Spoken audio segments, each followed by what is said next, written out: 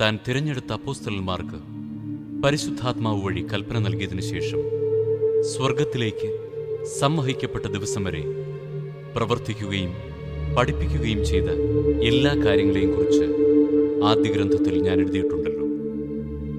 പീഡാനുഭവത്തിനു ശേഷം 40 ദിവസത്തേക്ക് യേശു അവരുടെ ഇടയിൽ പ്രത്യക്ഷനായി ദൈവരാജ്യത്തെക്കുറിച്ച് പഠിപ്പിച്ചു.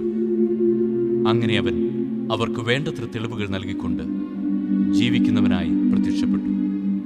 അവൻ അവരോടൊപ്പം ഭക്ഷണത്തിനിരിക്കുമ്പോൾ കൽപ്പിച്ചു, നിങ്ങൾ ജെറൂസലേം വിട്ടു പോകരുത്.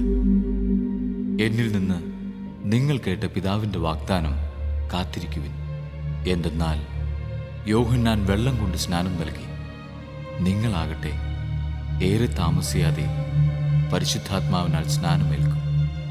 ഒരുമിച്ച് കൂടിയിരിക്കുമ്പോൾ അവർ അവനോട് ചോദിച്ചു, കർത്താവേ, അവിടുന്ന് ഇസ്രായേലിന് രാജ്യം പുനഃസ്ഥാപിച്ചു നൽകുന്നത് ഇപ്പോഴാണോ?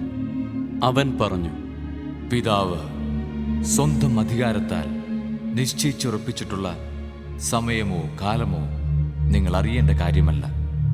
എന്നാൽ പരിശുദ്ധാത്മാവ് നിങ്ങളുടെ മേൽ വന്നു കഴിയുമ്പോൾ നിങ്ങൾ ശക്തി പ്രാപിക്കും.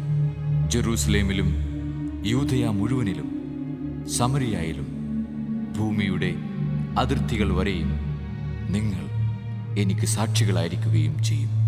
ഇത് പറഞ്ഞു കഴിഞ്ഞപ്പോൾ അവർ നോക്കി നിൽക്കെ അവൻ ഉന്നതങ്ങളിലേക്ക് സമ്മോഹിക്കപ്പെട്ടു.